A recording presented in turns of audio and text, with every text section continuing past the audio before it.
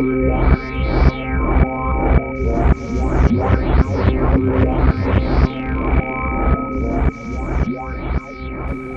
wanted to start the discussion of sightseers with the question of morality, broadly.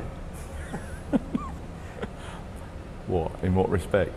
Well, it's something that cropped up in Kill List, and I want to go back to that. And there's a quote from that film, which is that they're bad people that deserve what they're getting. Yeah, yeah. And I wanted to talk about that as an entry point into sightseers. Yeah. Well, you know, I mean, I think there's a theme that runs through the movies that I'm interested in, which is this kind of personal morality, where they, you know, the Down Terrace is the same.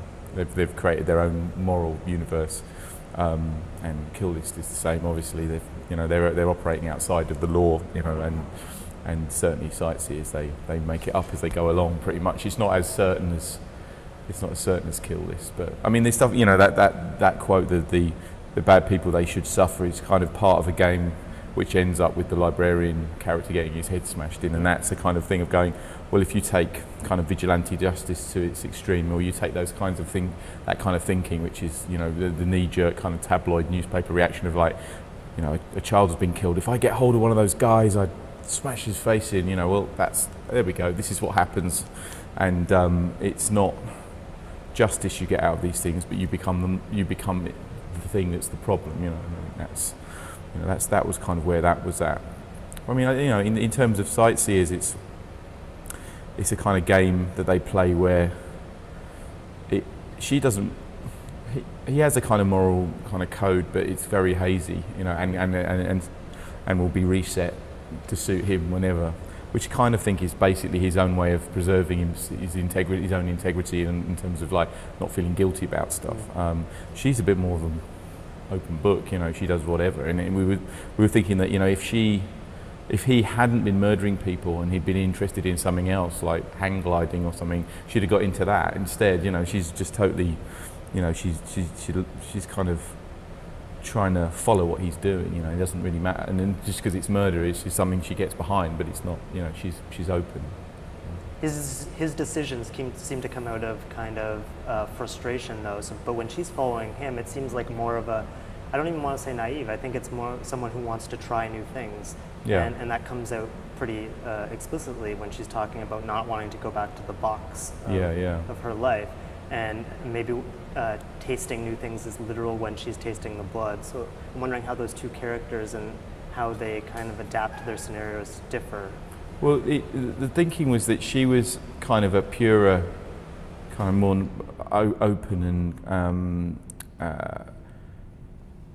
chaotic character who could just, you know, she was a force of nature, where he was a bit more anal and tried to control it. But it was this. The basic idea was that it's a guy who has a woman that he thinks is malleable, but it turns out she's actually better at it than he is, and she's the natural and surpasses him. And it definitely, you know, it happens in the movie where he just stops killing people, and then she carries on, you know, until he becomes kind of the last victim. And he kind of stops when he develops a kind of homosocial experience where he has like a friend that's a man that's also a business partner potentially that he can share that with. And what is the gender dynamics that are going on? Well, that's a kind of it's another betrayal by him in the same way that with the kissing of the bride to be and the you know, and that but it's already been set up that the logic of it is the, you know, has he touched you logic of why the Rambler must die. So she's only following his example to its logical conclusion, but Chris is a bit more, you know, he's already shown that he's pretty hypocritical when it comes to his rules, you know, so she shouldn't really be, you know, really be following it all the way to the end, but he's set the situation up and he's basically a victim of it.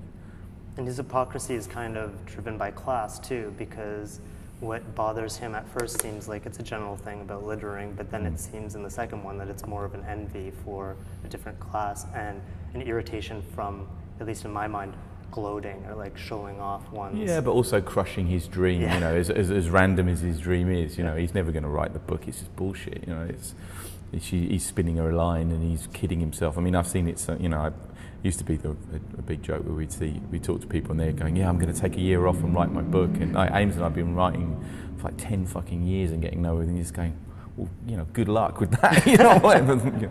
So that I think that's why and also the guy in the you know, Ian is a massive liar anyway, because he's, you know, everyone's so quick to assume he's killed himself because of this financial problem that he's got. So he's putting forward this big thing of like, I'm really, really rich and successful. I've got my books, but it's like that's all a front as well.